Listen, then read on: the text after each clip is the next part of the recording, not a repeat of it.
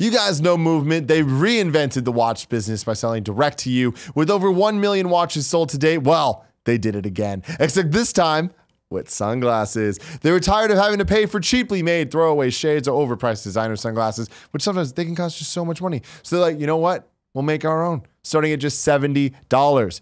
So here's the deal. I got these. They're black. They look a lot like the glasses that, you know, Big Kev Dog, Big Nick Scarpino wear. You can get them for risk-free with free shipping and free returns. It's a pretty good deal if you do ask so, if I say so myself. I also got Gia Sum. She's walking around looking all stylish and stuff, so good for her. I'm really happy with that. Movement sunglasses start at just $70 with the option to upgrade to polarized. Most designer brands cost hundreds. Movement figured out that by selling online, they could, you know, I already said this. You can cut out the middleman. We can cut out the markup. It's a great time for everybody involved. These are high quality premium acetate frames, Kevin? Is that how you say that word? Acetate frames. No cheap plastic here. They have plenty of styles to choose from. It's classic, trendy, round, aviator, mirrored, polarized. For him, for her. You'll be sure to find the perfect pair. Get 50% off today with free shipping and free returns by going to movement.com/kinda. That's MVMT.com/kinda. Do it. Movement. Join the movement. Join the movement.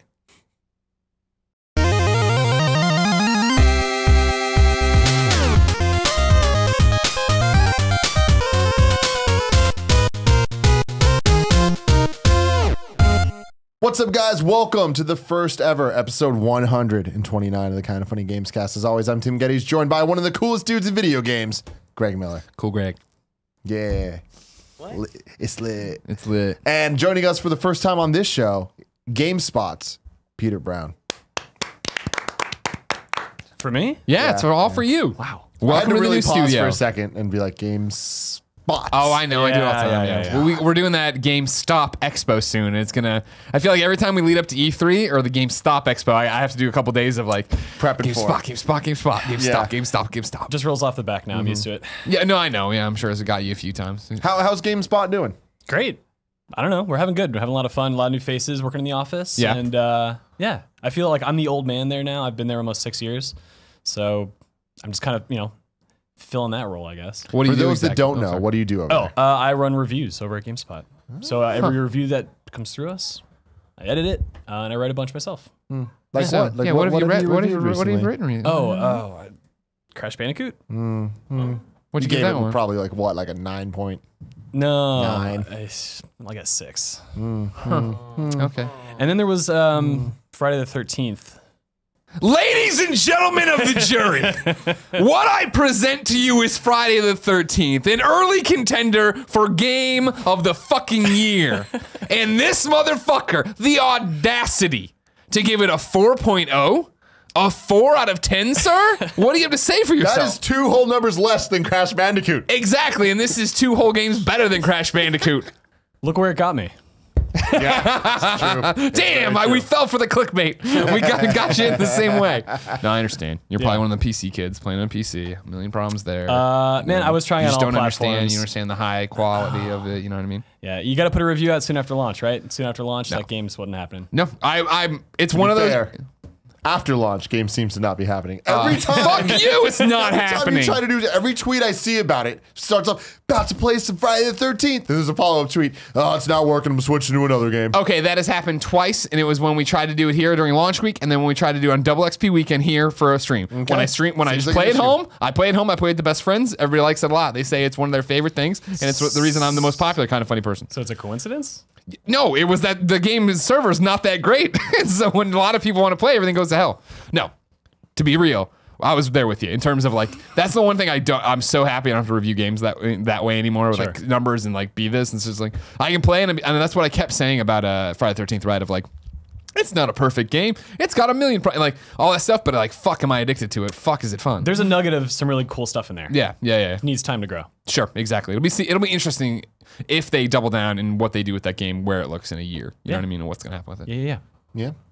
Ladies and gentlemen, this is the Kinda Funny Gamescast. Each and every week we get together, talk about video games, all the things we love about them. You can get it early by going to patreon.com/kindafunnygames, where you can watch it live like a lot of people are doing right now, or you can watch the VOD every Friday when it goes up, or you can wait until Monday where it's free on youtube.com/kindoffunnygames. Either way, we appreciate you. And we'd also appreciate if you went on to your favorite podcast service and rated and reviewed and whatever the words they use to mean the same thing on your given thing. Because I've been saying rated, and people are like, oh, it's review. And I say review, and then, oh, it's rated. I'm like, I hate you. Different you know language. What I'm saying. Whoa, wow. You know what I'm saying. That's harsh for the people trying to help you out and rate your show. Yeah. They're about to pull, you don't want them pulling a Peter Brown, taking a great show, possibly the greatest show, giving it a 4. 4? Out of 10. I don't know about this. If it's a 4 out of 5, I'm okay with that. That's fine. That's a good Maybe number. that's what it was. Maybe that was the whole thing all along. You gave it a 4 out of 5. Oh, did you know that the scale went up to 10 for GameSpot for Friday the 13th? Yeah, you guys are delusional. I'm sorry. The game is fun. It works better now. So, what have we been playing? Greg. Patapon. My dreams are coming true. It's 2008 all over again. I get to play PSP games on my big screen and having a great time with it. Like, it's funny. I when I popped it in and started up, like, I hadn't thought much of like what is remastered gonna mean. And when it starts up, like the intro video is like, I'm like, this is like torn straight from the UMD. Like, this is an HD. And then when you get into gameplay, it's like, oh, okay, everything's sharp and the sprites are all better. That's fine. That's Is there a 4K like support setting? They made a big deal about that at E3, but I don't have a Pro at home, so I don't know. And we played Pro here, but I didn't pay attention or jump into it because who the fuck cares? You know what I mean? Who cares about these 4K visuals? I'd like to see that game in 4K. Yeah, would you? It's really sharp. Yeah, no, I agree. But that's the whole thing is it looks sharp on my regular TV and on my monitor in there and all these different things. So I hadn't fucked around with any of that stuff. But yeah, that's the entirety of the weekend, I assume. They're playing there.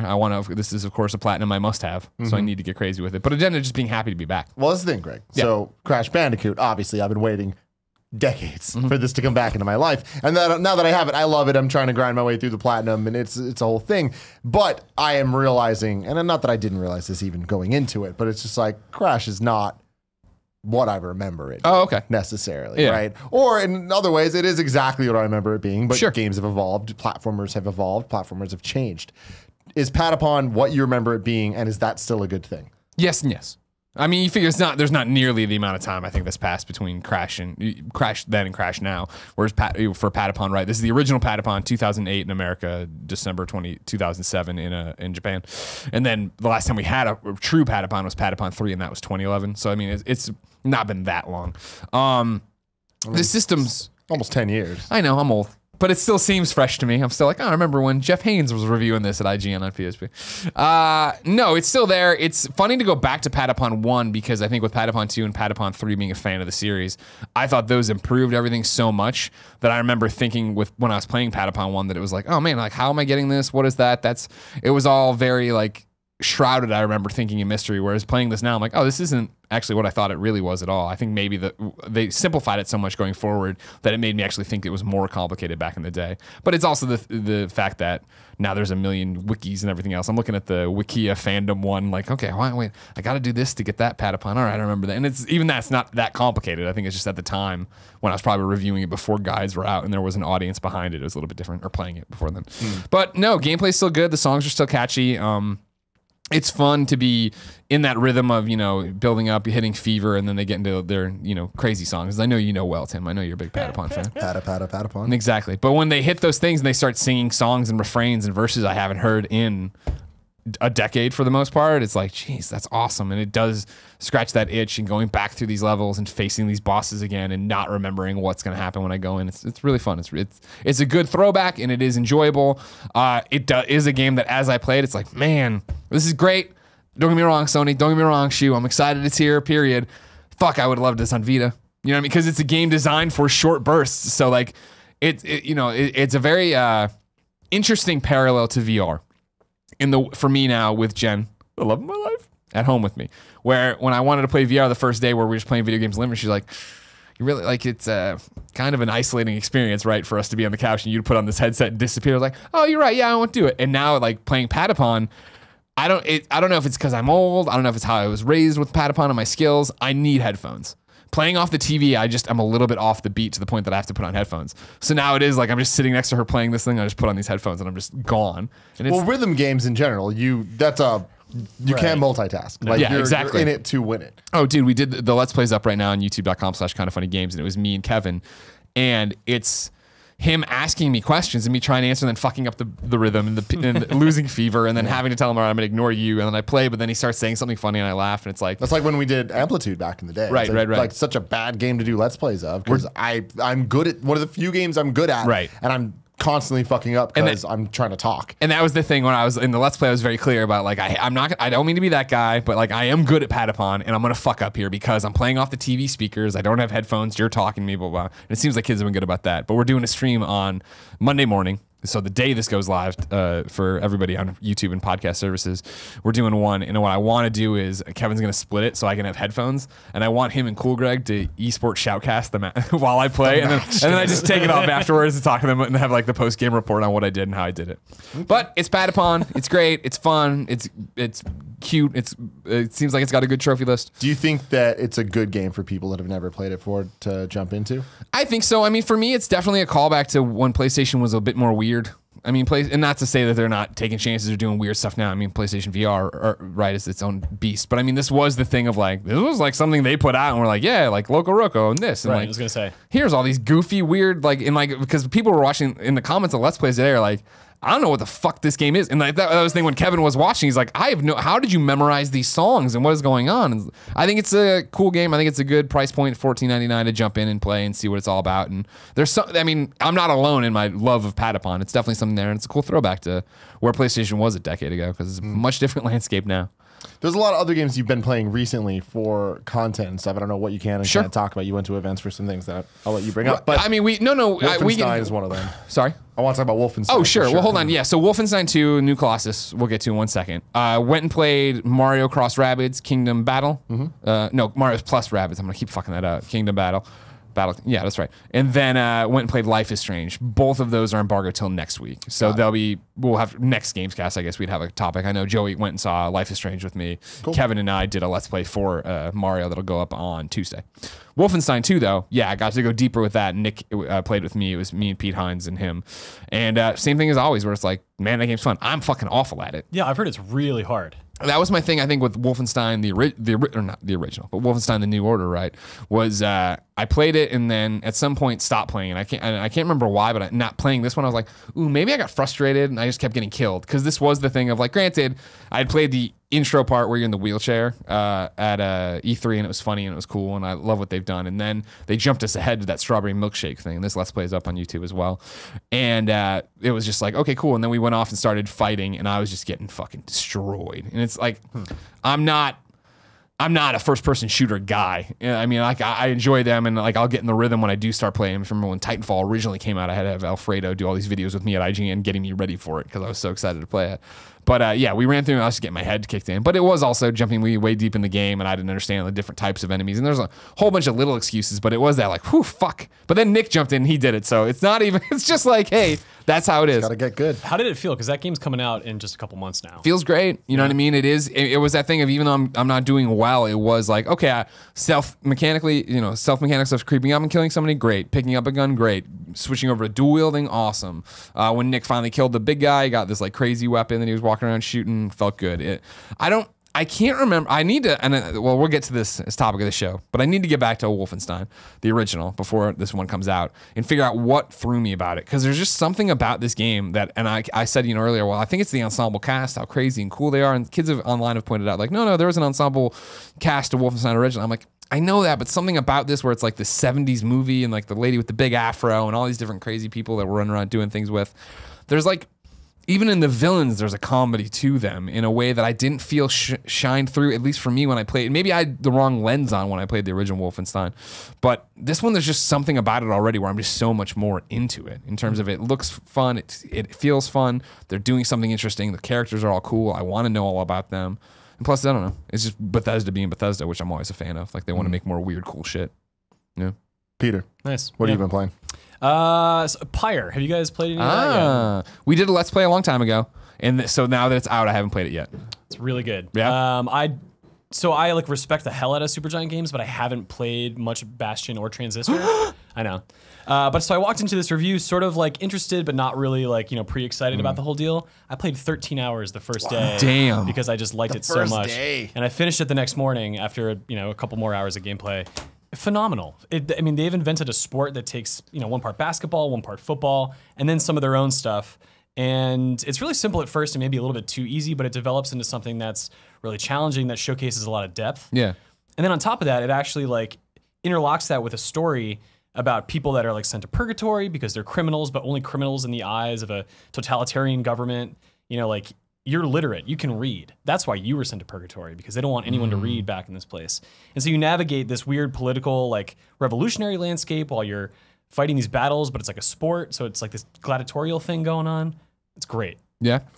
Yeah. It was what we talked about in Kind of Funny Games Daily with, was it when I watched when we did the Let's Play here with Greg, when Greg Kasavin came through, I was like, all right, cool. And it was like, I don't know if the sport part's going to fit with me, if that's what I want. And I don't know. And then even now, so a kid wrote me, he's like, why isn't Pyre, it's getting the critical acclaim, but why isn't it seeing the groundswell of support we saw for Bastion Transistor? And my one thing was, I was like, I just feel like it's a complicated, you can't explain this, I feel like, in 2 sentences of what the gameplay is. No, it's very difficult, frankly. Do you think that's going to hurt it? It'll make it difficult for people to approach, especially because when you look at like what the 2 parts of the game are, it is that sport and then it's like a visual novel at the same time. So even just at a glance, you're like, well, I don't know what I'm getting into. Maybe that's why I was kind of apprehensive. Right. Not playing Bastion and Transistor, that wasn't for lack of desire. Sure. That was just like circumstance. I wanted to play those games and I still do. This one I just totally wrote off because I was like, it doesn't seem like anything I'd be interested in. But it's so peculiar and it succeeds so well at what it does. Like, I don't talk about polish a lot in reviews because it's a nebulous term in a way. Yeah. But I feel like every little thing this game tries to do, it does so well, and it's so watertight that you can't help but sort of fall in love with it. I'm actually like quoting my review right now. You're reading your crib notes off your hand. Yeah. But no, that's been phenomenal. Other than that, I've been playing a little bit of Lone Echo. I'm about halfway through. That's a new VR game from Ready at Dawn. And it's interesting. It solved some mobility problems in VR, right? Because you're not walking, you're floating in space.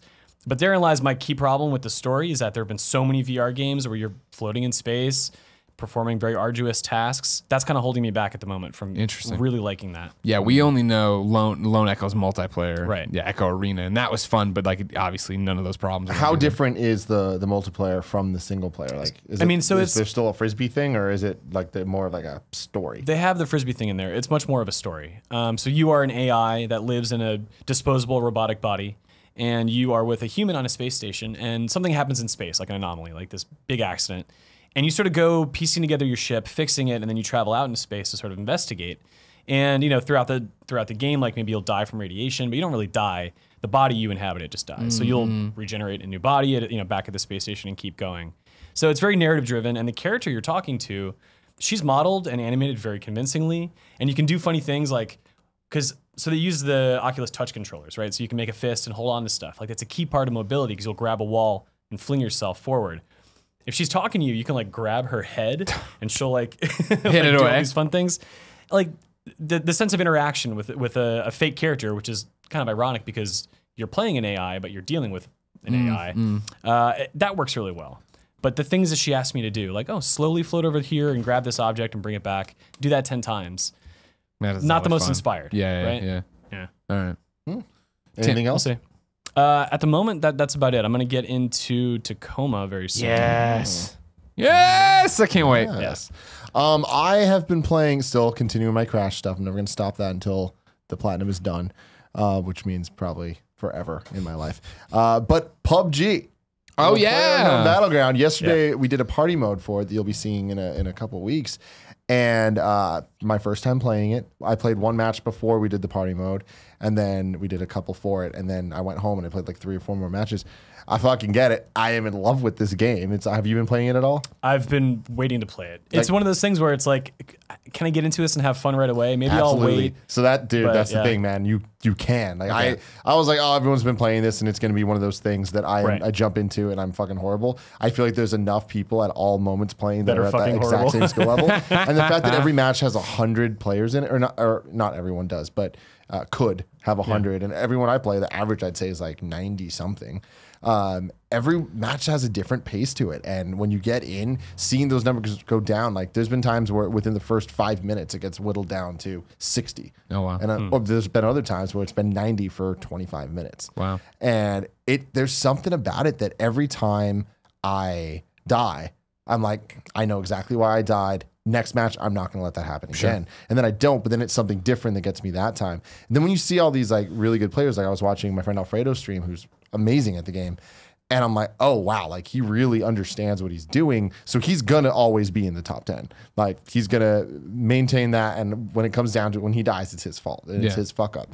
But for me, I just love that I'm not a good at first-person shooters, third-person shooters, just not good at them at all. But I love sneaking around. I always have. And I've told so many stories about how back in the day with Halo Combat Evolved, when Capture the Flag, I was the flag guy.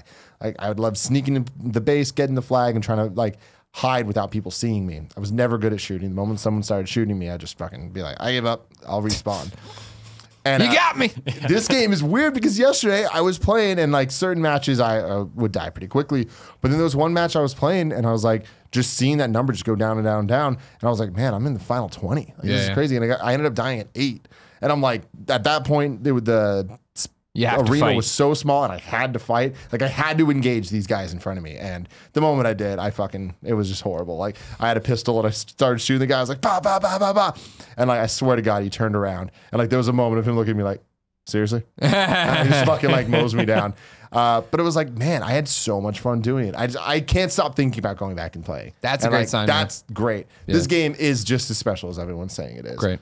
So that's kind of it that I've been playing though. Yeah. Otherwise, I mean, I guess we've been doing Let's Plays of other stuff, but you've seen all that on the different sites and whatever. Oh, the other game that I was stalling there, trying to think of what I was thinking about. Hey, Pikmin. On the 3DS. I've heard cute but simple, like maybe too easy. And it really ruins it for me because I feel like I love platformers and I love Nintendo games. Not the biggest Pikmin fan, but I appreciate it and I like the gameplay there. So taking the idea and concepts of Pikmin and adding it into a 2D platformer across the screens of the 3DS, I'm like, this could make sense. I hope it's deeper than a Kirby game, for example. And it really kind of reminds me of a Kirby game. It's very simple, very easy. The puzzles are always extremely obvious and it just becomes more about doing a task to get it done instead of having to think about what you need to do to get it done. Did you play the last Kirby game on 3DS? I did not. Robobot, I believe it was called. So yes, not a very challenging game. And yes, another game that's very charming, but it had a lot of opportunities to sort of like, you know, do something extra special, right? To like perform at a certain degree where you're like, I can only do this because I'm good.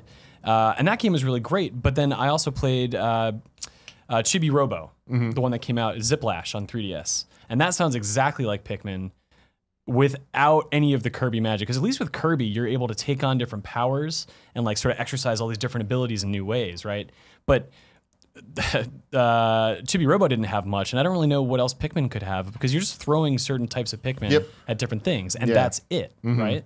Yeah, and again, like I said, it becomes very clear what you need to do. And I don't really like games when they're puzzle based when it comes to the mechanics of doing it. Like I like platformers that are skill based in terms of it's about the gameplay, about getting from point A to point B, and like having to make sure you have the right momentum and speed to get through the things. Like that's great. The Sonics, the Marios, that type of stuff, the Crashes. But when it comes to the more puzzle platforming, I feel like the moment it becomes about, oh, okay, I see exactly what I need to do through this whole level and I just need to get it done. It's not fun. You're just kind of doing a thing. It reminds me of the tap games. This is Mayo or whatever. It's my name is Mayo. Show some respect. Mayo. Yeah. What the hell are you talking about? It's a great PlayStation Vita game where you get it. It's a PlayStation Vita game. It's PlayStation 4 too. 2 platinum, super. But anyway, I don't recommend Hey Pikmin. I played for. I only played for 30 minutes, but it's like I got the idea. Yeah. It's like I don't think this game is going to get any more complex than it is. Oh, well. Can I give out 2 shout outs? Number 1 is an update. I forget if it happened in last game. Was it Anthony's last Gamescast, or are we one removed from that even? I have Spider-Gwen now, and she's level 16 in Marvel Heroes Omega, so that's going on. Gonna polish that off eventually, but that's the everlasting gobstopper. I can get back to it all the time. But I want to give a shout out to a game that came out this week on PlayStation 4, Vostok Inc. VOSTOK Space Incorporated. I talked about it in Kind of Funny Games Daily. When we went through the rundown, it had this really weird like infomercially like 80s pointing at the TV commercial for it that was like all live action. The game is an indie. It's super simple, but it's really fun and addictive. It's a space shooter. So your little spaceship shooting all the stuff, gathering up moolah, but then you go to planets, and when you get to the planets, you build things that mine money on them, and then you can upgrade them, put farms on them. It makes you more moolah, and so like you're earning moolah for every second that stuff's happening on there, and so then you can put out satellites that are earning the money faster and delivering it to you faster, and you're basically expanding around the universe, but then having to fight other people as they show up. It's real comedic. There's all these different things. It's got a ton of mini games in it that the trailer showed me. I probably played an hour of it or whatever with Jen, and so I need to get deeper into all of those mechanics. But right now it's interesting, and it is one of those that like if I need to stop playing Patapon because Jen will talk to me, or I need to take a Patapon break, I pop over and do that, and I'm enjoying it quite a bit. So I want to get deeper about capitalism and war. Exactly, and they totally lean into that of like, hey, but like that's the thing. Like the guy who's your guy running Vostocki Inc. is like, I think his name's like Fat Larry or something, and he pops up with like this huge 80s but space cell phone or whatever, where he's talking to you, and he's like, yeah, it's capitalism, kid, blah blah blah, and all these people are mad, and so it knows what it's doing. It is this fun game, and it's a solid shooter. You know, it gives me vibes of like a. Even though this is going to throw off the perspective, I mean, it looks more like an asteroid shooter, right, in terms of your spaceship and, you know, shmup mechanics, but it also gives me, like, the colorful, playful style of, like, Pixel Junk, like Pixel Shooter and that kind of thing. But it's fun, and I'm looking forward to playing more. Okay. Now it's time for This Week in Gaming History, brought to you by Patreon producer Tom Bach. Shout out to my dude, Tom. Thank you for doing all the things that you do. 6 years ago, on July 26th, 2011, Catherine came out. Oh my PlayStation God. 3 and Xbox 360. Yeah, 6 years ago. This one, man. It's those ones that are not that long ago, but long enough that I'm like, oh shit, that feels like yesterday. Right. Yeah, no. Catherine, man, what a game. It's still at Evo. I think there's still like a side tourney at that show they every still year. do that, right? Really? They do. Catherine, really? Yeah. Did you ever play it? Oh yeah. Oh, yeah. So I mean, like building the blocks and getting out. Yeah, they do a whole Evo, thing. Though. Yeah, That's yeah. interesting. Yeah, no, Cool. I caught that this year. Yeah. That's one I honestly feels like begging for a re-release in PlayStation 4 or whatever. That would be now's the time. I think if you look at Persona 5, the art style is like directly derived from that more than Persona 4. When you actually get to gather in Persona 5 right around the booth or whatever, you're like, this looks like Catherine. Yeah. This looks just like Catherine. And that's awesome. I love that. And yeah, that's a game. That's another one. That's like honestly, I think my most heartbreaking. I never got back to that game. Is that I took a break, came back, and when I did, I was like, I don't remember how to build. Yeah, I don't remember beat it the either. tornado, how to move the blocks thing, or doing that shit. I was like, fuck. What an interesting ass game, though. Right. Like just both from a story and gameplay perspective and how those kind of mesh together. Yeah, It's like 100%. wow. Yeah, I know, Can't believe right? it got localized. Yeah. Yeah. But at the same time, it's one of those things that like it feels right to be localized. Like it Yeah. feels like that it's the perfect game for Americans to be like those Japanese Wacky quirky- Japanese yeah. games. So hope they bring that back in some way at some point. Yeah. 14 years ago, on July 25th, 2003, F-Zero GX came out on the GameCube in Japan. The last, And most difficult. maybe it was just the last F-Zero. F-Zero game. I was going to say last good F-Zero game, but there was the GBA one, I was gonna Maximum say- Velocity. So there are maybe came two out on of. Game Boy Advance. There was I forgot the first one's name. Me too. But yeah. Anyways, Either way, it's from yeah, those are that both last fine. little era. Yeah. But do you have fond memories of GX? It being really hard. The arcade mode or the story mode was Sure. impossibly fucking hard. Yeah, but looked amazing. It like the GameCube kind of, in some circles, got a bad rap. Like, oh, the Xbox is, PlayStation looks better, but the GameCube could do some really special stuff in Nintendo's hands, and that was a perfect example of it. Yeah, the sense of speed that game Yeah. had. And man, F-Zero GX, I want to play it again so badly, and I hate that it's locked in GameCube's history until hopefully Switch has some type of virtual console and hopefully has GameCube and hopefully brings this game back. But yeah, it was a collaboration with Sega, which was a weird thing back then. Like that was like during that era where they gave Star Fox to Namco and Sega did this, and they also did there was F-Zero AX, which was the arcade version, Right. and that was awesome as well. And that's actually like locked on the disc. You can use a Game Shark and play that version of the game. Really? I didn't know that. Yeah. On your GameCube. It was my favorite F-Zero game for sure. Thank you, Kevin. Did you make man. note of the Tom Bach thing? Anytime you knew, you let us know. Dang. Great. This is getting a little more back there. The hair's looking good. Wait, hold on. Before we jump though, Yeah. F-Zero. Yes. You made an interesting point, I thought, today, where we were talking a little bit about the ARM sales and how well Switch is doing all that stuff. Do you think that could have that's the key to the resurgence of F-Zero? Yes. I really think that games like ARMS performing at the million plus level for a system that only has less than 5 million Units in the wild. units in the wild in people's hands is a sign that Nintendo's lesser franchises, and I only mean that in the sense of in relation to Mario and Zelda.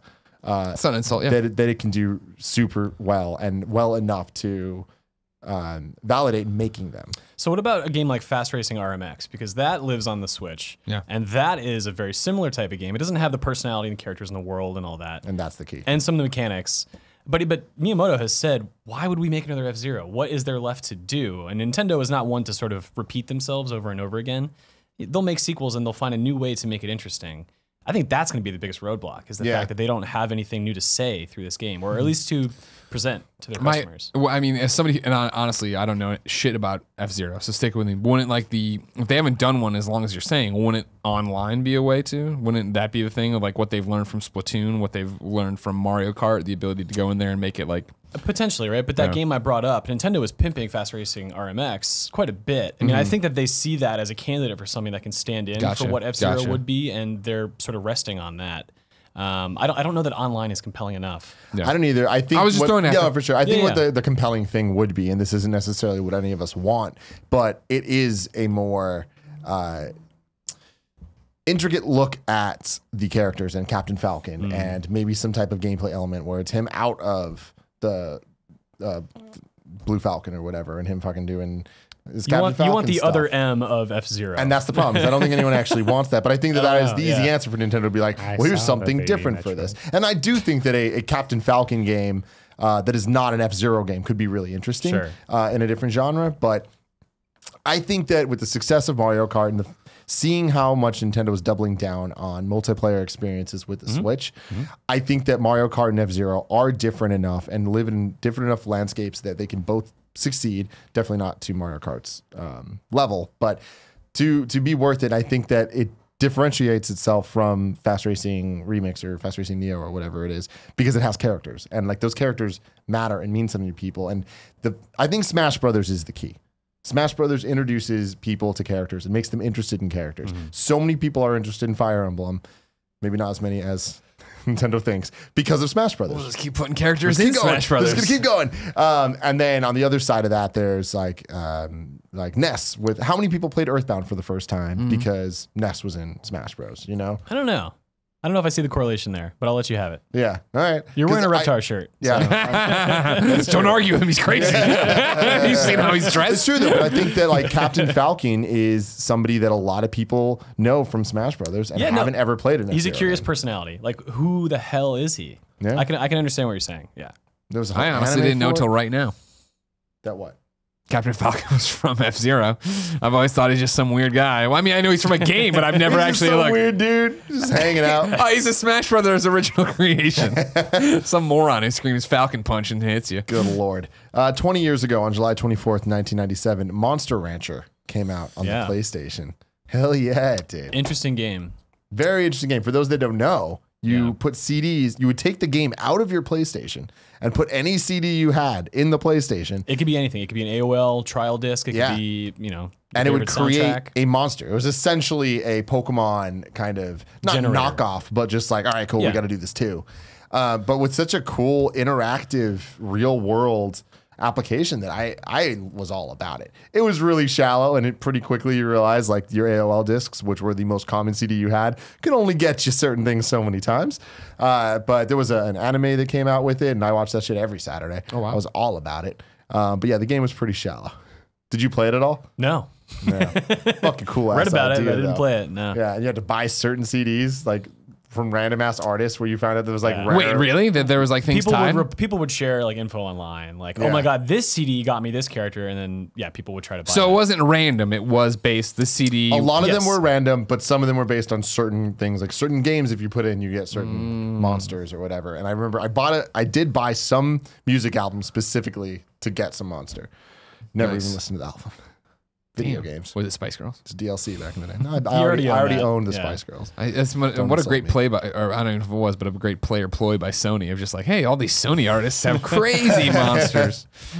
25 years ago on July 24th, 1992, Ninja Turtles 4 Turtles in Time came out on the Super Nintendo. A game that I'm going to be honest, isn't that good. But you're Mr. Turtle guy. I am, and I loved the game, but playing those, none of those games hold up. X-Men, Simpsons, any of the side-scrolling beat 'em ups. They're Yeah. so basic. They're basic, but if you know what you're getting yourself into, it's a wonderful little nostalgia trip. And that doesn't make it a great game. But I think, you know, as someone who has like a Hyperstone Heist on his shelf, who has Turtles in Time, I still love those games. I won't argue that they're wonderful, but see, even at the But time, we can that's have the thing fun is, playing you giving them Crash Bandicoot a 6. What would you give those games? Because I feel gameplay wise, they're even more shallow. They're even more repetitive, and there's no skill involved. The one thing they do have that I'll give them is the aesthetics, the sound, the nailing the characters, and the Easter eggs and tidbits and all that. I'd say that it's a little bit. The challenges are a little bit deeper, especially when you consider the boss battles in particular. Like you have to learn how to read them. With Crash Bandicoot, that boss, he's got like a few moves. You know, any given boss has just a few moves you have to read. I don't know that I would rate it higher than a 7, but I need to replay those. I can't give it a score right now. that was my problem with those games then and now even when like Scott Pilgrim came out to PlayStation 3 or whatever, where it's just like the annoyance of like, all right, I'm gonna punch you. Oh, I'm fucking a little bit of depth off, a centimeter of depth off. I'm like, this fucking sucks. Fuck this. But see, that game solved a lot of the problems I had with the genre because there was RPG elements in it where, you know, you did kind of get new abilities and there was a sense of progression where the first level and last level gave you a different challenge. And You ever played the Bouncer on PS2? Fuck yeah, we played Bouncer on PS2. You kidding me? Come on now. so Fight all these excited guys for in this that train. Oh, man. And then 27 years ago, on July 27th, 1990, Dr. Mario came out on the NES and Game Boy. Yeah, that was a Same weird day. one. That was a weird one when that came out.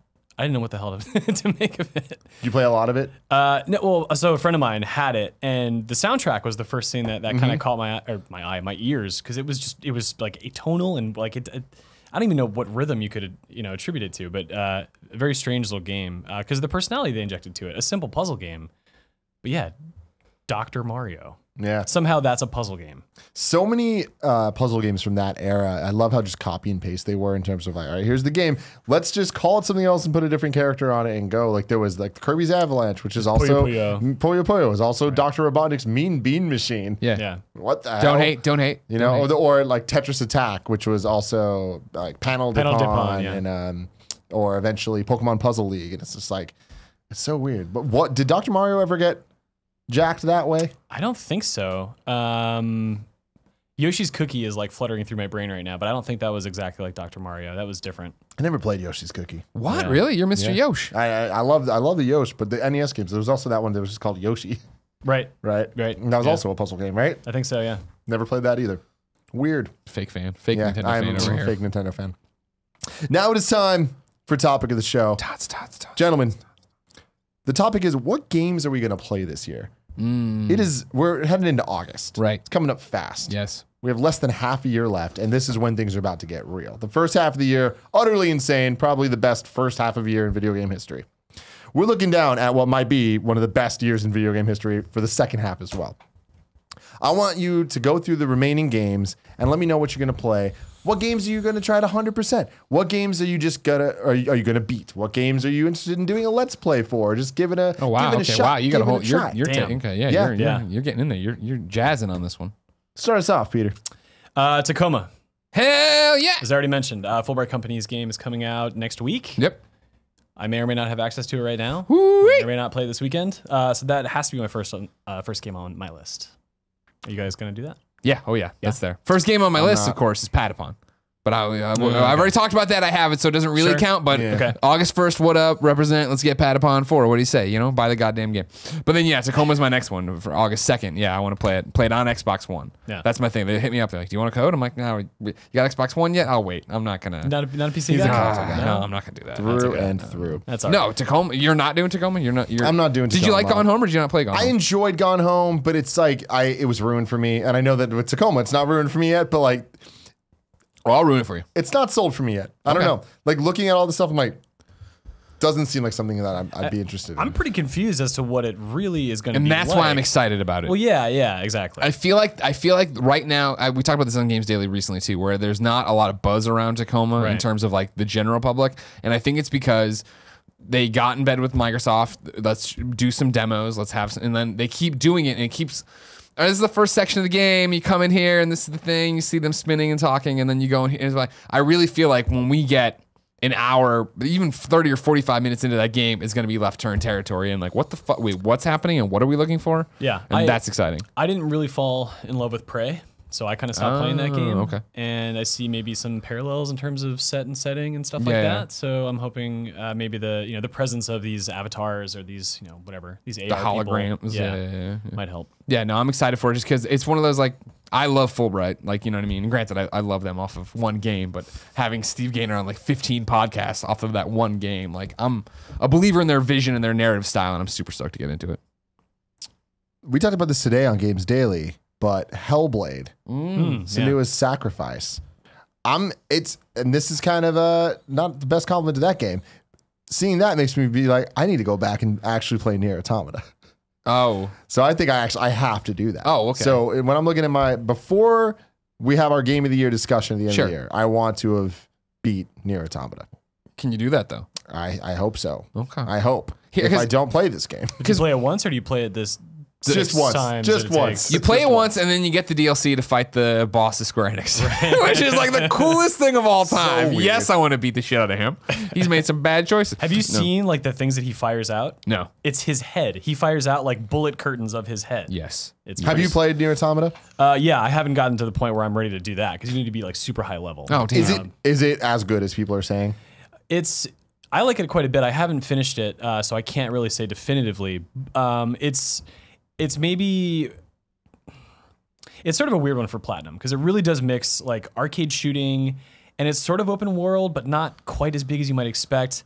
But it's also very narrative driven as well. It's like so many different things at once, and they're all kind of very interesting. It's a super interesting. Because I played the demo and absolutely loved it. Yeah. The demo is a great slice of gameplay. If I remember the demo, what section it's from, but it gets into very existential questions and things like that. And I think that's what people are latching onto, especially when it comes to multiple playthroughs.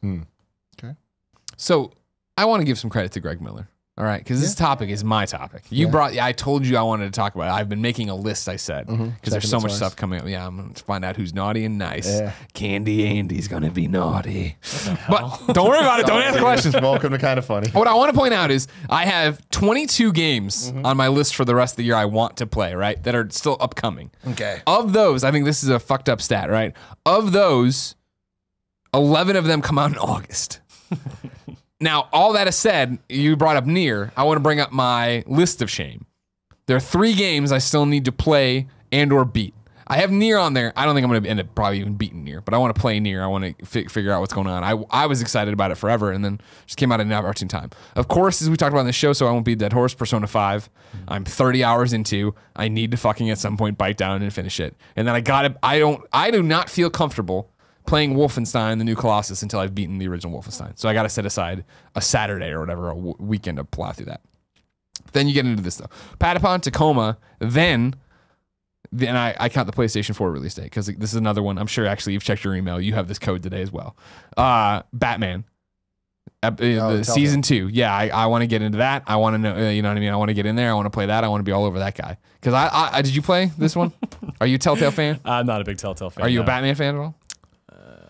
It's okay to say no. I'm not a huge Batman fan. I like some of the films. Okay, that's fine. That's fine. Season 1 of Batman for Telltale was so good in terms of, oh wow, you're really making this own. You're really changing this. You're drastically, deviating from what we know as Batman. So now to get in there and see what they're going to do with the characters they introduced there, let alone the ones they're teasing for this, I'm super excited for. Okay. So for me, that's a big deal. What's up next for you? Oh man, the next one. Let's see. Hellblade. Yeah. Nidhogg 2. Ooh. Did you guys play Nidhogg? The original? Oh yeah, We did. Yeah. Nidhogg 2 seems weird. Yes. it's like 16-bit, right, or whatever. Is that the weird thing, or is there more to it than that? Ugly looking. Yeah. Yeah, Really it's ugly. ugly Yeah. looking. Yeah, purposeful, I think. But the gameplay, I think, was really great. And it looked fine, the first one. I like the fact that they're embracing this sort of grotesque visuals. Like, it reminds me of something like Ren and Stimpy in a way. It's not exactly like that, but it's that same parallel. Like, just, it's odd. It's kind of gross, and I'm just oddly attracted to that visual style. Sure. Yeah. After that, Sonic Mania. So Sonic Mania is on my list too. Yeah. That is my one that I'm honestly just counting down the days. Like, I keep bothering Greg. I'm like, can you ask them for a code?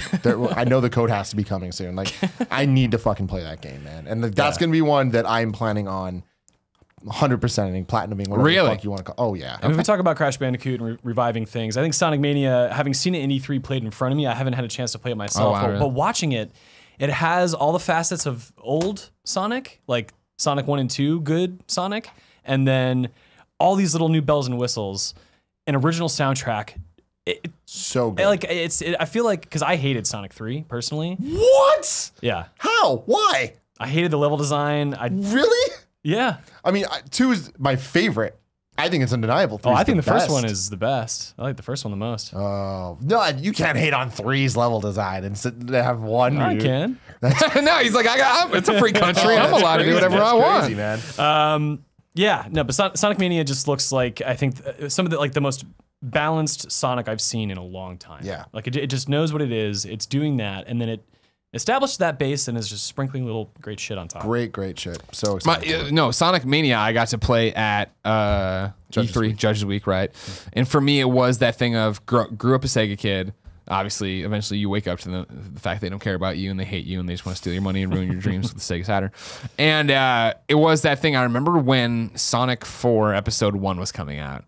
And I was like, oh man, I could totally, I think I missed Sonic. And I jumped in and played that. I'm like, this fucking sucks. And I think that soured my opinion so much that it actually affected my nostalgia for Sonic. But sitting down and playing Sonic Mania, I was like, all right, this is a lot of fun. This is cool, and there's enough nods in here that, to me, even a casual Sonic fan, right? Not even a crazy one. Thank you. That's for you. Oh. Casual Sonic fan, because I haven't touched it since Genesis or whatever. I was like, this is cool. This is fun. I want to wrap myself up in that blanket. I'm not crazy enough to say I'm going to 100% it or platinum it. Oh man, I'm all about it. You're going to totally get fucked. You won't be able to do it. Guaranteed. No, for Sonic? Yeah, guaranteed. Sonic should be easy. There's going to be some time trial bullshit. Do this in this amount of time. I hope there's not. Sonic, I mean, traditionally they haven't had that shit. But the people making this game, I think they understand what is so enticing about retro games and how to make that accessible, but also super challenging, and not in the unfair way that old games used to be. Yeah. I think Greg might be onto something. I think this game they're out there. Have some challenges. They're going to be out there to challenge and push them Sonic fans. I mean, I'll have to look and at you are that, a fake Sonic boy. I don't know. I've 100%ed 1, 2, 3, and CD. Have you Googled Tim the Hedgehog? Have you seen what comes up? No, I haven't. We should figure that one out. But no, I'm so excited for Mania, and I've played it multiple times, and it feels perfect. Cool. It feels so good because it's made by the dude, the Taxman, that made all of the best ports of the best versions of Sonic 1 and 2, at least. Oh, that guy with the awful splash screen that shows up before all the games he works on. It's like this bright orange thing with like vector. I love that shit. As a design nerd, I fucking hate that. That's so funny. But unfortunately, those as a man who wears neon everything, Tim loves it. Those games are stuck on mobile, which really sucks because obviously playing a Sonic game without a fucking control pad is hell. Yeah. But it's way better because it's widescreen and like it fixes a lot of the issues that the original Sonic games had. But yeah, very excited for Mania. Sharing a release date with Sonic Mania. 2 games I'm very interested in. Number 1, City Skylines. Okay. Which I fucked around with a little bit on PC because I'm such a big SimCity nerd. But again, PC's horrible. I don't want to play it. So I just shut it down, threw it away, and then walked away. And so then it came to Xbox. I'm like, maybe I'll get to that, and didn't because there's no trophies. Now it's coming to PlayStation 4. Now's the time to get serious about it and see what's up with it. If you want a really interesting perspective on that game and all the expansions, go to GameSpot, read our reviews, because we had an actual mayor review them. We have a mayor on our freelance team. Okay. From Canada. Oh, wow. Does that count? They got like the Prime They got Minister. cities. They got skylines. Rob Ford's in charge, though. The whole city, the whole thing. Don't take Jen's side on this. Rob Ford's alive if you believe in him. So I'm interested in that. But I'm interested in that. And like, I really think if it works and it plays the way it played on PC and I can control the controller, I'm going to put a lot of hours in that, I bet. If it doesn't, then I won't. On the same day, coming to PlayStation 4 and Vita, so you don't only care about the Vita version, Undertale. Yeah. Undertale, I've never touched. And all I've heard is this amazing how great this game is and all these things. It's a treat. It's really quirky and surprising and unusual and funny. So that'll become, I think, a playing game for me for sure of like, all right, let's see what this is all about and stash it in there for the next trip we have after August 15th. Yeah. Uncharted: The Lost Legacy. Fuck yeah. August 22nd. Sign me up. God, I can't wait for that. Okay. You? I'm not a huge Uncharted guy. You're the weird God. And you think you can trust his Friday the 13th review, ladies and gentlemen? I might just be a small town pizza lord. I will play it eventually. Let's put it. What is it about Uncharted that doesn't grab you? No, I don't know. I can't put my finger on what doesn't grab me. What does grab you? What's your favorite game of all time? My favorite game of all time, Yeah. Final Fantasy Tactics. Oh, solid okay. answer. Solid pick, solid pick. Mario plus Rabbids Really Kingdom Battle, random- whatever. August 29th. You're going with, you're jumping ahead. You've Yeah, already, August for, 29th? yeah, no. You've forgotten the other big game coming on the 22nd, Thimbleweed Park. Oh, Another game I downloaded to my Xbox One and then never even turned on my Xbox One to play it. When's the last time you played Maniac Mansion? Long time. It's been a long time. That's a hard game to But- revisit. And if this is like that, The demos I took had a lot of humor in them. They Yeah. weren't, and it wasn't like I traditionally like old Telltale games, right? Like, and like if, Full Throttle was my first adventure game. Poe brought it to my house. We played it on my computer. Had a great time. You start venturing out, and then it was like, I fucking hate this genre. And then old Telltale was still like that, where it's like, how does this beer bottle fucking go to that light bulb and turn on the door? Well, let's find out. You know what I mean? Like, fuck this. This is awful.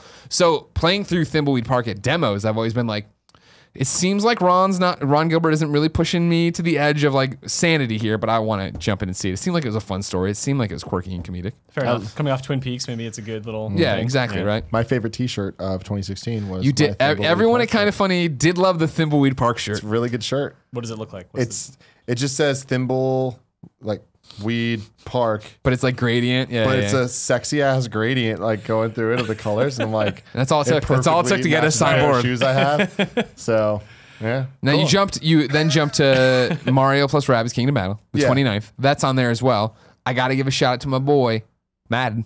Madden on the 25th. But are I'm you ex- actually gonna get into it? I'm gonna play. I'm for sure playing that whatever the mode they call. I forget their Road to Glory or whatever. That whole story mode they have in there. Is that new this year? Yeah. I want to get in there. I want to fuck around with that. And then I have already laid down the gauntlet, and I'll do it again, ladies and gentlemen. If you want to clip this out ever, go ahead, send it over. Bobby Amos at IGN.com is a coward, and he's afraid of me to come back and play me in Madden, and he won't do it again. And Fran won't let him. Because IGN is up in their ivory tower. They're not going to come down here and play with the commoners. It's kind of funny. You think Fran Mirabella III, another man who fucked up a review when he fucking said a 7.9 for Mario Kart Double Dash. You think he's let Bobby off the leash come over here? No. They're both cowards. Not a chance in hell. 99% sure Fran will say, yeah, sure. I know, and they Bobby both will will. say, That's I'll the whole come thing. through. Oh, we're just setting up. This is a wrestling Unless feud. he's lazy and It's just a doesn't wrestling want feud. to. No, but he wants to Bobby come just over. might not want to come. I can No, see that. Bobby hates his job. He'll come over. You Oh my God. I'm kidding. I Bobby wanna loves give it. He's been there forever. Windjammers. Windjammers. 29th. All right. Yeah, That was on my yeah. list. I want to pop in and play it. I know I'm not going to invest too much time in it, but To wait and see. Okay, so I grew up with this in a movie theater near my house and got into it organically just through my friends and playing it. It is, it's so good. It's so good. What about it so good? I know because I had never heard of Windjammers. Right. Then comes out. There's a Dave Lang joke about it apparently. I know, that then I know. comes out, and I'm like, I don't know what's happening. Yeah. So, I mean, like, Giant Bomb kind of popularized it more recently, but it's one of those Neo Geo games, right? And Neo Geo games back then had super personality, very bombastic, very loud, bright colors and stuff, and great energy. And this game has superb energy.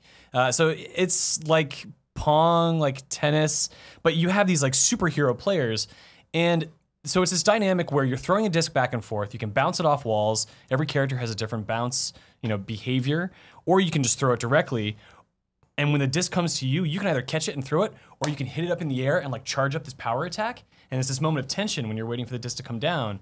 The other person doesn't know if you're going to follow through with that or not, or if you're just going to do a regular attack. And it's super fast-paced, bombastic, competitive head-to-head action. And when the disc keeps going, it gets really fast. Goals happen before you know it, and you just feel like shit when you get dunked on. It's really good. all right. Let's get really good at it and then fuck Nick up. I'm down All right, cool. for the world championship. I think That's you what guys we will. take Have it you down. ever played it at No. all? No. Oh, you're in for a treat. It's really good. Okay. All right, cool. good. I'm excited. I'm excited. We got next. Peter. Yakuza Kiwami, a remake of the original Yakuza. Did you guys play Zero this last year? Real briefly. Oh. Here's my thing is I love Yakuza. Don't get me wrong. I did the run at IGN where I reviewed all the Yakuzas. Yeah. So now it's really hard in my free. I pop in and like I got a lot of shit on the internet when I played Yakuza 0 and I was like, oh, Yakuza's more Yakuza. Yakuza's more Yakuza, and everybody's like, fuck you, and I'm like, but did you play them all? Because it really is more. Like I understand they're doing this different and that different, but it feels like Yakuza, and I've put in a lot of time. Yes, I will say to Zero's credit, the storytelling, I mean, it's always this mix of really dramatic story and then just like whatever. Like, hey, this dog looks weird. All right. Looks weird. Real quest. But the story stuff is actually really good. Like, despite all the crazy shit they go through, these characters actually like sort of mean something at the end to you and their struggles. And it took me like 70, 80 hours to beat Zero, and that was just going through the game. That was not actually finishing everything in there. But man, just like wonderful personality. And now that it's on a next-gen console, it really does make a difference. Because Tokyo looked great before. Yeah. Tokyo looks a lot better now. I agree. So, Kiwami for me. Because then, you know, that's the remake of 1. So technically that's the sequel to 0. There you go. So continue the story. They know what they're doing. Okay, yeah. So, we're jumping around a bit. So after Madden comes Mario plus Rabbids, of course. Yes. However, life grinds to a screeching halt on August 29th. Not because of Mario plus Rabbids, because everybody's golf is back. Now, if you want to talk about possibly the year of Greg Miller, you want to talk about I'm celebrating a decade in this industry. This year, PlayStation not only brings back Patapon, they bring back a Hot Shots Golf. Oh, come on. Who are we fucking kidding? You know what I mean? This was made to be my year. Will I die at the end of it? Maybe. Maybe this is as good as it gets kind of thing. But I'm excited for the August 29th when this comes out because I'm going to fucking do an all day long stream. We're gonna finish the stupid podcast we have to do that suck and everybody hates, and then we're gonna go in and we're just gonna golf all day long, Tim. We're just gonna sit here and we're gonna golf. Am I gonna wear a golfing outfit? You goddamn right I am. Now I don't want to commit early. Socks, oh, the little weird hat to the side with the dollop thing on it. Yeah, you know what I'm talking about. I know what you're talking about. Now you say, who am I gonna play with? Am I gonna probably play as Shuhei? Probably. However, is this a return to what was great on Hot Shots PSP from these golfs? Because remember, that was the character customization. Do I want the crazy X-ray glasses and a coconut bra? You're goddamn right I do, but I didn't have to be committed to it. This, of course, is what got fucked up on the PlayStation 3 and what got fucked up on the Vita version. On the Vita version, do I want to change the color scheme of this outfit? No. I want to put her in a coconut bra and X-ray glasses. But can you put Shuhei Yoshida? Yeah, that's a lot. That's what I'm saying. That's why I'm not jumping ahead of myself. Okay. I need to see this. I need to. I heard Joey Noel was on a call earlier because we were talking about like looking down the line. We're gonna do this stream.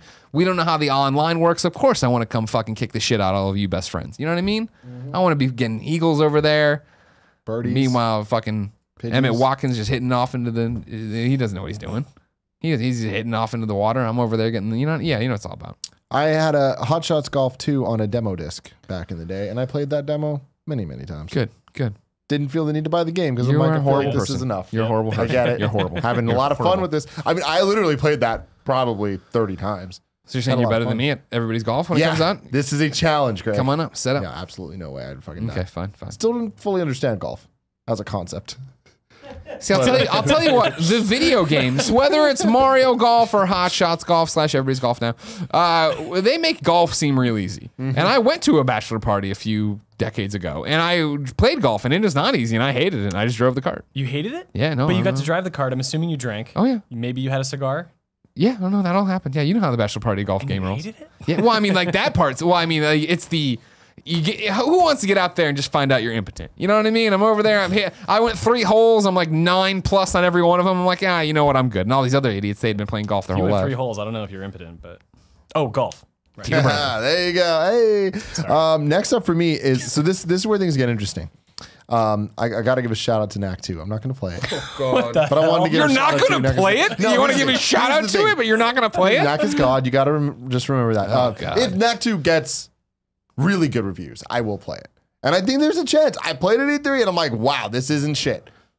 So, hey. 9 out of 10 isn't shit. Isn't shit. No, I think that they could have something good if they really worked hard on it. And I don't know. This is the year of the platformer. So we'll see. But that's the problem. Is like I don't want to spend time playing Knack 2 when I have Mario, I do have Crash, I have Sonic, I have all these other things. Of all the games you would But really though, Metroid Samus Returns on the 3DS September 15th. Yeah. I really hope the story is confused and not accurate in regards to the hard mode being locked to an amiibo, because that is bullshit. I'm sure it is though. I don't see them. They put out info. Multiple journalists have followed up with them, and they have not given a. They keep sending it. Go to our Facebook page for details. Page. Yes, they've responded, but they've not actually said one way or the other. So that basically confirms it in my mind. 100%. Metroid 2, one of the few Metro games I didn't beat. Yes, it is a weird one. I came to it only maybe a decade ago, which was still a long time after it came out. The ratio of Samus to the rest of the screen. Absurd. It Have you sucks. seen this, Yeah, Greg? yeah. It's crazy. Yeah, it's a really hard game, I think, to play if you didn't play it when it came out. So yes, it's a perfect example of a game that should be remade. But it's also a little weird because we had that fan remake earlier this year that everyone loved. And so now we get to kind of compare what Mercury, Steam, and Nintendo are doing alongside that, which will be interesting. And I don't Also like the looking graphic forward to style it. one bit. Of the new one or the remake? The 3DS or one. sorry, they're both, yeah. Yeah, I don't like. There's like this 3DS look that games have, and I just hate it. It's like that 2.5D. Jaggy Everything lines. is super jaggy lines. Everything looks kind of blurry. I just don't like it at all. And I think a lot of it has to do with just the 3DS's screen, especially when you play it on XL. The resolution's just shitty. It's super low res, and I think that's why there's no anti-aliasing because they don't necessarily need it, and it wouldn't be that effective. It'd be too expensive on the hardware. But what I want to know is why isn't this coming out on Switch? Hell yeah. They need to sell those 3D. There's more 3DSs out there, and they're like, we got to give them something to play. Yeah, but hopefully a few months from now they say, hey, guess what? It's coming to Switch. That's in funny. 6 months. Going forward a little bit, one of the audience questions for the day is. 1 second. This isn't their moment of the show. Don't give it to them. Giovanni asks, what are the odds of getting a Switch version of Metroid Samus Returns? I say 0. Wow. I don't. I think if you look at Xenoblade Chronicles as an example of a game that you never would have expected to get ported somewhere, and that went opposite. That went from Wii to a portable. If that shit happened, And Fire Emblem Warriors coming out on both sure. 3DS and Switch. I wouldn't put it past Nintendo. And it was a couple years ago, back when Iwata was still running things. One of the things they were working on was a way to make games portable across platforms. That was like one of their big messages at an investors call one year. So have we really seen that come to fruition? Not necessarily.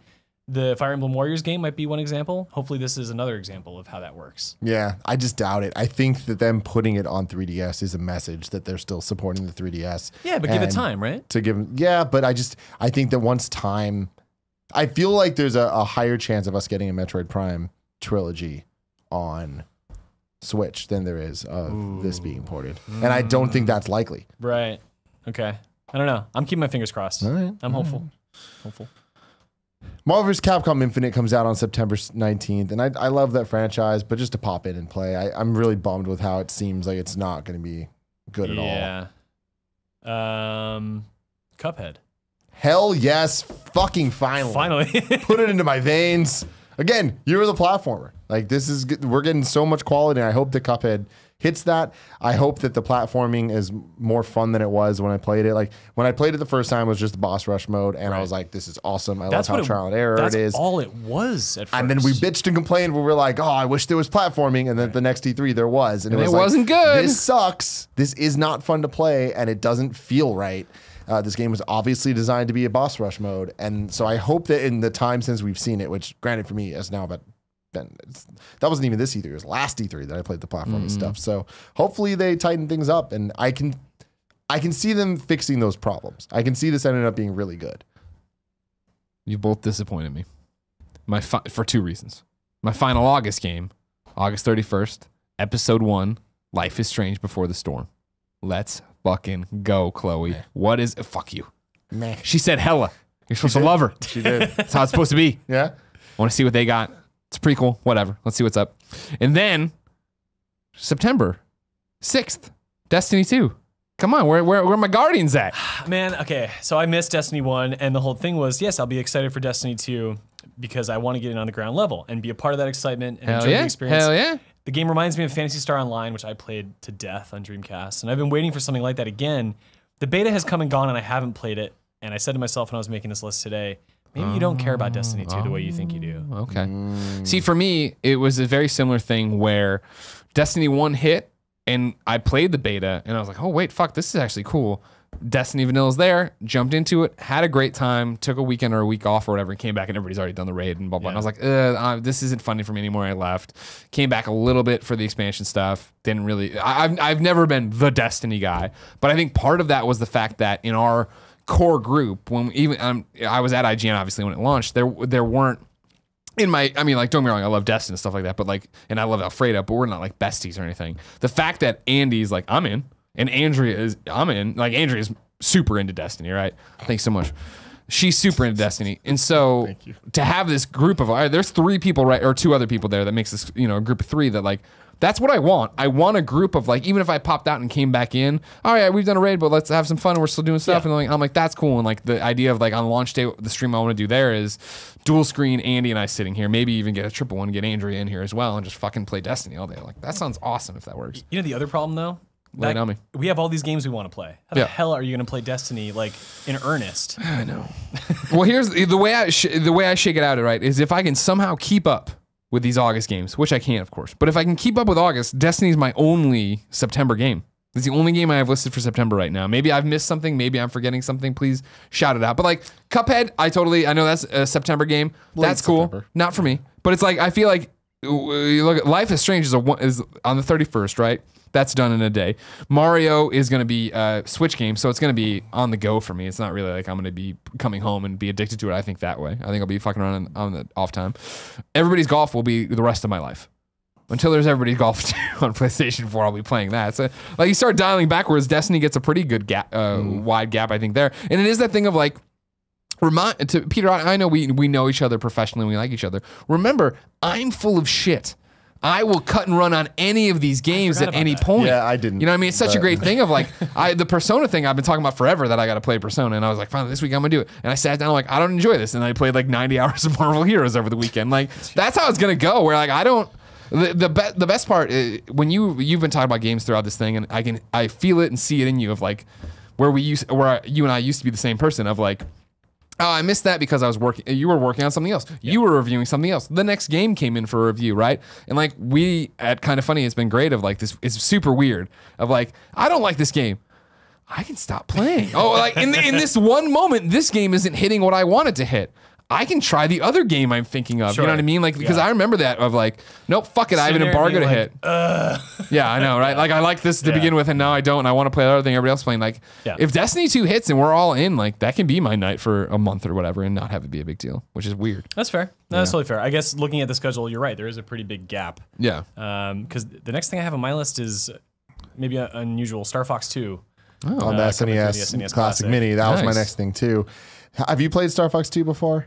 I've played, I've played, it's the prototypes that have leaked that are online in the ROM form, and it's not a great game. No, it's not. It's fine, but I'd love to see what they have, actual what finished version that they're putting out. Now. I'm interested in that too, but Star Fox 2 is all of my least favorite things about the Star Fox franchise, and that is keeping in mind all of the horrible motion controls and the getting out of the cockpit stuff that Assault had. Like the command game on DS was essentially the spiritual successor to it remade Star Fox a lot 2. Of the things, and it just did not like that at all. Right. Like it made it way more like a tactical game, and like this isn't what I like about Star Fox. No, but when you think about, and this is something I think about a lot, is old video games.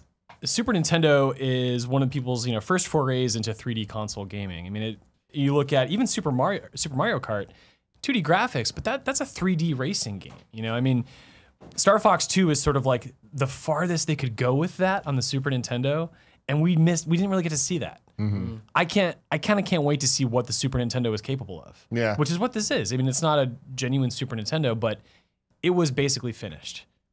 Interesting. Such a weird story with that game. But I think another thing too is like I enjoyed from what I played Star Fox 1 way more than Star Fox 2. Mm-hmm. Yeah. And I would never want to play Star Fox 1 over Star Fox 64. No. So it's like, it'll be a fun little like history lesson to look at, but I don't know. But I am very excited to get my hands on the SNES Classic. And again, I don't think that there's going to be any game there that I'm like excited to play through again, because I've either played through it again 10 times on virtual consoles over the last. Get excited every time you play Super Metroid. But that's true. I mean, that is true, but I'm not going to beat the game. You know what I mean? I'm not going to sit there and play through it all again. I just did last week. But that's what I'm saying. It's like there's just random. I've done that so often, and I've been able to so often. And it's like knowing that eventually I'm going to get them all on the Switch. I can wait for that, but I'm excited just to kind of pop in and just see what else they got for me there. I was celebrating because I agree. It's all coming to Switch one day, and I'm very big fan of that. I hope it all comes. South Park, The Fractured Butthole, October 17th. There was someone at work, I will not name names, who only a week ago or like 2 weeks ago was like, "Oh, Fractured Butthole? Oh my god! Oh, I got it." Someone I respect who's very smart, and if you're watching, you're probably not. But our initials KP. No. So here's the thing: Destiny 2, 9/6. My next 2 games are on the 17th. Number 1, WWE. I just like fucking around with that. It'll be hoping the Switch version comes out day and date. Do you think it will? I can't wait to see what a garbage fire the Switch version is. Thank fucking you, hope it's God. not, I liked man. you a lot for a reason, Peter.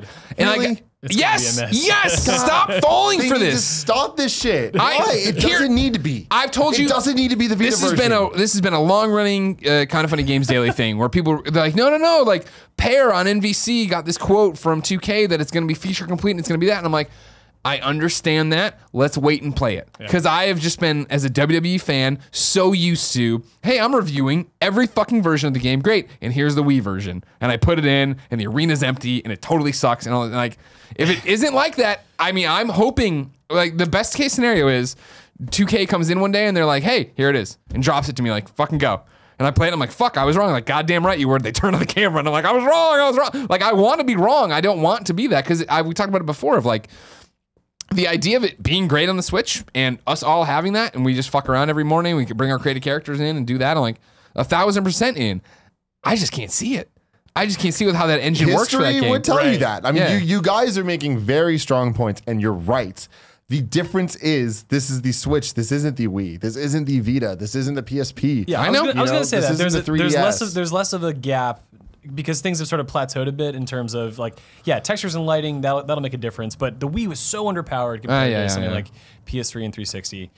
But I don't know, man. Like the WWE games seem to always have issues year to year that could have been solved very easily. I just don't have faith that they can really capitalize on You're lesser making hardware. great points. You're making great points. I want to believe, and I feel like this sucks because it's going to be make or break. And if it does come out and suck, they're not going to fix it next year. You know? Right. Whereas when you look at it now, the things that lead me to believe you guys are totally right is FIFA and what was the other game, that third-party game that's announced for All of them. Switch that is like going to be the weird toned-down version? I don't There know. was one FIFA's other the one. one that We'll have to Danny's remember played, it, and he's but like, yeah. oh no, it looks a little bit worse, but it plays well. Like FIFA is actually But the it's people not are feature Mechanically, complete. it's fine, right? Yeah, but it's a lesser version. of the Okay, game. okay. Yeah. Yeah, there was one other one. I forgot what it was, but it's just like, yeah, so maybe they'll do that. But it's just like, when I just feel like looking at these wrestling games, I'm like, it doesn't need to, it should be scalable. It should be able to come on the Switch and the PS4 and be fucking fine. But no, it can't. No, I mean, yes, it should, because all they should ever do is fucking make No Mercy again or WrestleMania 2000 and make that look awesome in HD and high quality. But that was made by a Japanese company. That wasn't even I made know, by I know, but I mean, like, come on, it's not that hard to rip off that entire thing. You know what I mean? My thing is that the whole hook to WWE 2K whatever, and before it SmackDown and all that jazz, is the fact that it was supposed to look as real as possible and have the Are they hair still that doing bounce that? around. Yeah, fuck yeah. This is their wrestling sim. This is their Madden. Man, 'cause they and it would be don't like, look hey, it. we're putting Madden over here, and it's like, hey, well, exactly. They're not hitting it because guess what? Uncanny Valley, you can't make real wrestlers and all this stuff look real. So fucking make it look like a cartoon. Nobody listens to Greg Miller. Except for Patapon, and now everybody's golf, but no big deal. You're listening. Thank you very much. Now, what I want to do is also on the 17th, I have South Park on there, of course. But as I said, at E3, and you're my witness, as you know, let's see if it actually comes out. yeah, Because I was the first person ever to predict, and I'm just throwing that out there as bullshit hyperbole. But from the get-go, when they announced their original release date, I'm like, no way in hell. way, yeah. And then they pushed this date, and I'm like, well, this is exactly what they did before they punted it out. And like, we'll see. Hold on, you're jumping ahead of some pretty heavy hitters here. For South Park? Before South Park? No, Oh, but- yeah. Okay, who else you got? Evil What am I- Within 2. Evil Within 2, Gran Turismo Sport, Middle Earth, Shadow of War. Well, sure, if you're a huge loser, those are games you want to play. Which ones of those are you excited about? I'm gonna forget all those. For Well, now. they're on his list. I'm sure they're on. They're on my list. But before that, though, is Battle Chasers Night War, which is a game that has kind of flown under the radar for a lot of people. Joe Madeira. Yes, I played this at Judges Week. It's a pretty cool RPG that looks great and is just it's a PC RPG that's gonna come out on Switch. It's not gonna be any lesser. It's got great art style, interesting combat, good dungeon crawling, and it's made by the people who made Darksiders. Yeah, Joe Mad. Joe Mad's Yeah. awesome, man. Yeah. And I did play this at Judges Week, and I played it on PC, but on Switch I could actually see. And let me for a second put down the Greg Miller persona of like, I hate PC. Like I was playing and I'm like, oh, this seems like a giant rig running this like simple game. I could totally see that on Switch being like, oh, this is a great RPG. I'm really enjoying this. Yeah, that would be cool. But to go back to the list of stuff that I sort of ran off, middle of Earth. Shadow of War is definitely introducing some real depth to a game that was already pretty deep with the Nemesis system, and you get to carry over your Nemesis from the first game now. I didn't know that. That's cool. That's really freaking cool. I think. Yeah, the I'm whole a Lord of the Ring guy. So yeah, that was my thing. Me neither. Like I jumped into the original one. I was like, oh, cool. Like Troy's in it. I want to do that, and the systems are cool, and Nemesis is cool. But then when they're like, oh yeah, this was originally going to be a Batman system, you're like, oh no, that's way cooler. Fuck. Like that was my thing. I'm just like, I don't like the universe. So it's like respect what you're doing. Jumped into Judges Week and played like because it's like now take down the base, tear down the walls, get people on your side. I was like, that's an addition to all the other things. Yeah, exactly. And I'm like, yeah, this is like super cool, super deep. I can understand why people are excited. Yeah, it's ambitious. I think that's why I'm super curious about it. Evil Within 2, the first game had a lot of flaws, right? The second one, I think maybe they had a chance to learn from that first game. And look at where Bethesda is now. Look at where they were a few years ago, right? They've got newfound confidence. They've learned a lot. They know how to work with their different studios to make games that sort of fit this mold. If Evil Within 2 can do that, that'll be pretty special. But Evil Within is one of those games that I'm almost sure is going to be very, very good. I just looking at this year, I'm like, I don't know when I'm actually going to have time to play it. Yeah. Well, I have to. Yeah, see, Evil Within 1 passed me by. Where it was that thing when I saw it at PAX that first time, I remember being like, this game looks bad. No, I didn't like that game. Yeah. But I have high hopes for 2. Yeah. Gran Turismo Sport. I don't know. Do you guys like Simi racing games? The Kev Dog does. He's not there. Yeah? Is it clapping? The only thing is I'm very excited to pop into the VR and see what they do with that. Did you do that with Drive Club at all? We did a party. Was it Drive Club? Yep. Yes. Okay. Cool. Yeah, I did, and it's fine. But while I was playing it, I kept thinking like, what would Gran Turismo be? Gran Turismo would be convoluted for its own sake, up its own ass with its style and design. Nailed it. Those games are so odd, and I can't believe this one's coming out already. Gran Turismo 6 really sucked. 5 was amazing on PS3. 6 took microtransactions to a level that is totally unnecessary. I'm hoping this is like the about face, the 180 for them, where they really turn it into something. I don't know if it's going to topple Forza. Forza is just... Everyone who loves racing loves Forza, yeah. Exactly. And I don't think everyone who loves racing loves Gran Turismo. 100%, yeah. Yeah, but we'll see. Well, it's crazy to think about like that on the PS2 era, that was like the best-selling PlayStation franchise. Like everyone loved that Gran Turismo game. 4 is an amazing game. It's so good. 3 A-Spec was fine, but 4 is just like, it nailed that original Gran Turismo vision. Yeah. 5 kind of tiptoed into like a new era. Well, that was the thing. When we started moving to the PS3 generation, that's when it started becoming a joke. We're like, well, the game's taking forever, so here's prologue. Like, what the fuck? Yeah.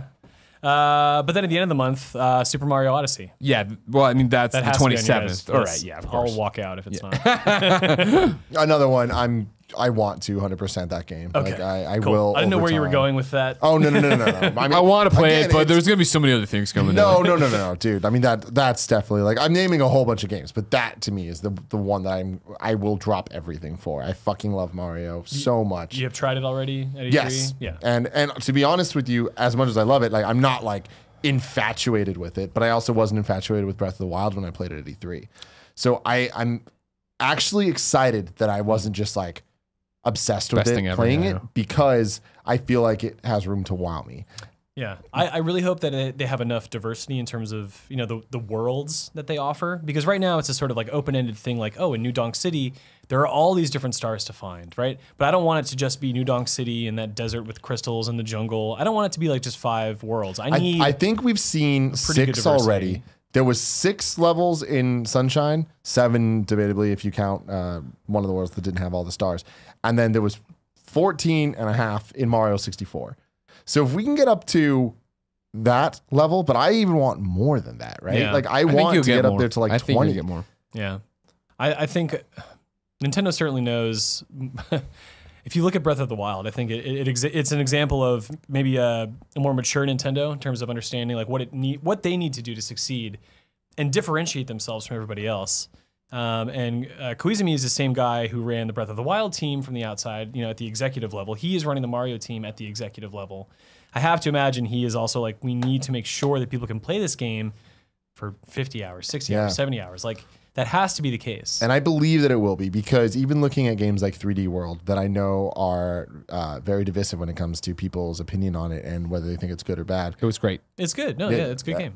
It's fantastic, I think. And I think that the only reason people don't like it is because it's not open world.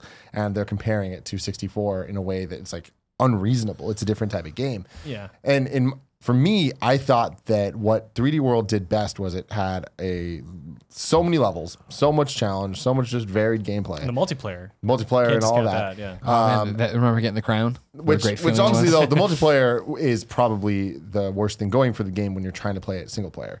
Because a lot of the level design was based around being open enough to allow 4 people, so it felt kind of empty when you're just one person running through. Sure.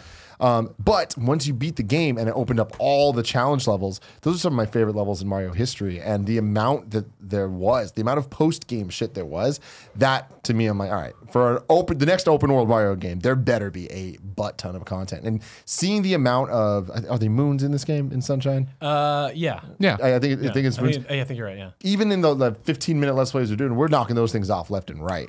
And granted, that might be one of the earlier stages, but like that just shows to me like there is so much content in this game because there's not going to be 6 of those per level. There's going to be 30, 50 of those per level. Totally. But I just want to make sure that I'm not being stuck in just that one spot. Yeah. I was in New Donk City for about an hour, and I had a lot of fun. It was great. Like I discovered all these little things, like I can possess a human who's driving a remote controlled car, and I can become the car, and like all these little things. Cute. There were some side quests even, but at the same time, like it is so much about the diversity of what you're doing and where you're doing it. I really hope that there's a lot of that. Yeah. And it's not just 20 hours in New Donk City, 20 hours in this other place, and I'm saying. Same day, of course, we already talked about it, Wolfenstein 2. That's on there for me. And then this is the first game I have on there that is very much like excited for it, want to see where it's going, don't know if I'll play it on release day or where I'll play it, is Assassin's Creed Origins. I have no interest. I like Assassin's Creed. I've taken time off. You know what I mean? Like they took time off, and then even before that, I Unity and Syndicate and all that I didn't play that much of. So it's like to come in, Egypt looks cool, the world looks cool. I'm interested to see where they go, but that strikes me very much. Maybe like in December on break I'll play that, or January like when we come back I'll be playing it. But I don't know. Yeah, I haven't seen enough evidence yet. Like the setting, there's potential. But when I played it at E3, I was like, all right, cool. Like this is more Assassin's Creed. That's what I like. But then it was also the thing where I was super depressed that the pirate game, what's the name of it? Oh. Sea of Thieves? No, Ubisoft. Ubisoft's pirate game that we're all like, oh my God, they're making an Assassin's Creed. Oh, I'm the ship. That's weird as fuck. But I was like, oh, that looks great. And I'm like, well, you know what? I never beat Black Flag. Maybe I should just go back and play that and stop being a bitch. Greg Miller. Good advice. Stop being a bitch. Do you guys have anything else left on the list? Oh, I'm sure you do. Do you not? Well, so for me, I can round it out pretty quickly because just throughout the rest of the year, there's nothing else that I'm super excited for. Bullshit. Except for one. Yeah, okay. So Wolfenstein 2, that's on my list of like, it might get cut based on time. Fire Emblem Warriors, I'm going to pop in and see what it's about. Sonic Forces, same thing. I don't think it's going to be good, but on Switch, it might be a fun You get to make your own character, fight. so there you go. I'm not ready. I don't want to do that shit. If Ori comes this year, which I doubt it will, No way. there's that.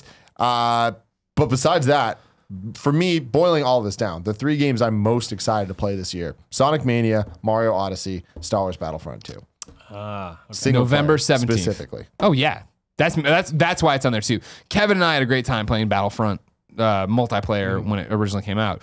But the idea of number 1 that Mitch wrote the story, number 2 that Janine and our friends in it, but more importantly, hey, what happens when the Death Star blows up and you're a bad guy? Like, yeah, I want to play that story. What the fuck is happening? All about it. Loved Battlefield 1's single player last year. Battlefront? Battlefield. Okay. Battlefield 1. Just making sure we're jumping. Single player sorry. last year. Loved that. Loved Star Wars Battlefront for what bare bone shit there was. Yeah. It's authentically Star Wars, and I love that. You combine those 2 things together, sign me the fuck up. I am so stoked for this game.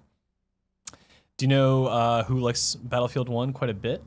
Is the director of Xenoblade Chronicles 2, and I'm not joking.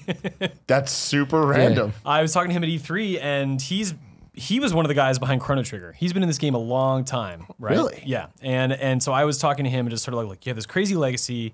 You're still making RPGs. Like, how do you still feel about the genre at large? And he's like, well, I make them, but I don't actually like to play RPGs. And I was like, what do you like to play? He wasted not even a second. He's like, Battlefield 1. Damn. That is the game he plays the most. The most Japanese developer in the world plays Battlefield 1 and likes VR. That's awesome. Yeah. But that is the last game on my list, is Xenoblade Chronicles 2. Oh, nice. Do you think it happens this year? Oh, absolutely. Really? Yeah. Because, man, I mean, they're sticking to it. They're sticking to holiday 2017. And I think that it's weird that they haven't put an actual date to it because they have for everything else. Fire Emblem Warriors is another one too for me, where I'm like, why isn't there a date for this yet? Yeah, I don't know. They might be trying to figure out, like, okay, do we do special editions? Do we do a simultaneous release? Simultaneous releases are kind of a big deal now when it comes to these sort of story-driven games. Like, we saw a minor delay between Japan and America for, actually, no, sorry, it was like 8 months. For Persona 5, yeah, that was a big never delay. mind. Yeah, it was a big delay. But that's like the biggest in memory that I can recall. But like Final Fantasy 15 was day and date. I feel like they're waiting to figure out, okay, is the English localization done? Can we say firmly that it's going to come out at this time? Yes. So I think it'll happen this year. I really do. Yeah. In both America and Japan. Yeah. Day and date, man, that's lofty. The thing is, I that could totally be true. When E3 was coming along and things were happening, I was like, one of my predictions was if they mentioned that this game's coming out in 2017, it is going to. But that I wouldn't be shocked if it moved. I mean, halfway through the year to say that for what it's a pillar for them, right? I mean, it's a pretty big game for a lot of people. I'd be shocked if they didn't follow through with that. They could have left it out. They could have not said anything. Absolutely. They could have just been like, it's all Mario, right? But, yeah. So we'll see. Yeah. What do you got, Greg? All right. So there's 3 games left on my list outside of Battlefront. Battlefront, we've all confirmed. Battlefront's great. November 17th. These are ones that the first one I think is one I'll touch and either be like totally hooked and beat it or just bounce out. Second one, I think I'm going to long play it and play it longer after. However, both come with caveats. It's Call of Duty, World War II, and then Lego Marvel Superheroes 2. Both Call of Duty, of course, I hosted the panel, so if you want to take my opinion with a grain of salt, go ahead. Lego Marvel, I hosted the panel, and we're in the game. So like, I'm just a heads up if you don't want to listen to us on those either way.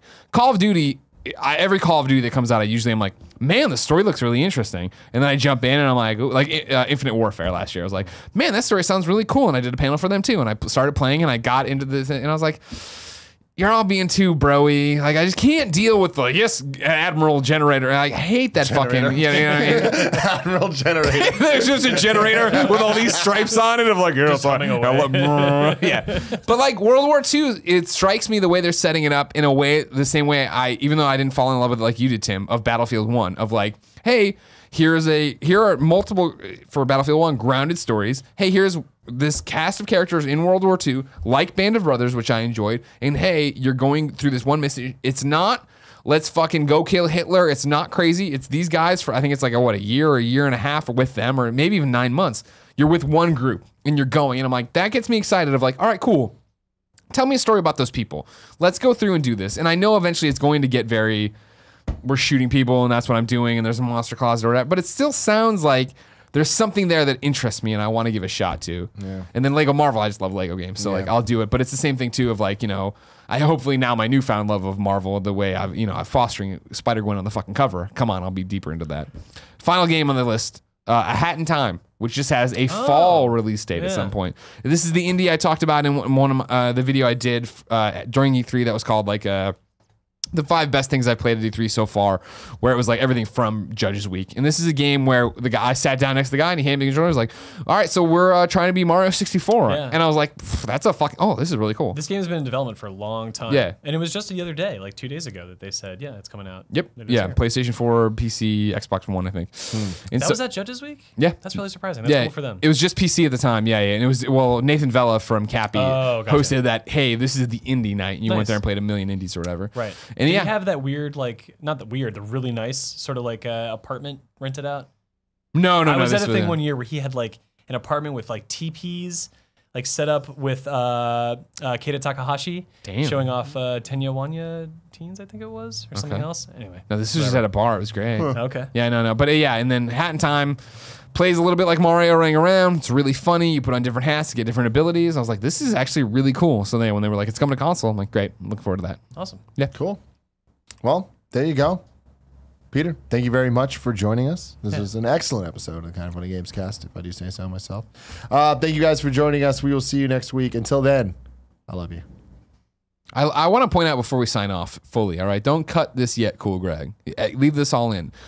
The Reptar shirt, I fucking love it. But the Reptars at the very corner of your pocket look like they're fucking. No, right underneath that finger. No, go back. Now move. Oh. Yeah, show them, Peter. Yeah. Those two are those are two fucking Reptars. And they're loving it. They're really enjoying that. Yeah. I don't understand. So in between it, there's like little triangles and circles, and I get that, but then there's like dog bones. And I don't understand the narrative of this t-shirt. Oh, well, you remember a pork chop, of course, from Doug. Okay, yeah. What's that have to do with this? There's Everybody loves Nickelodeon. I don't know, man. It's kind of weird. And also, before anyone cuts anything, I was supposed to say this in the beginning of the episode, and I didn't. I totally fucked up. I was gonna let you go. Yeah. We apologize that this episode is a day later than it normally is. We had to record a bunch of things that were like scheduled, and we had to do them at certain times yesterday, which is when we normally record the show. So it's a little bit late. Thank you for on your Patreon, patience. people. On Patreon. Yeah. So we love you guys. Hey, what's up, guys? Hope you guys like that. If you did, you should click here to subscribe to Kind of Funny Games. If you want some other stuff from us, click there to subscribe to Kind of Funny. If you want to support us with real money, you can click right there to support us on Patreon. Or if you click right there, you can see some of our best videos we've ever made.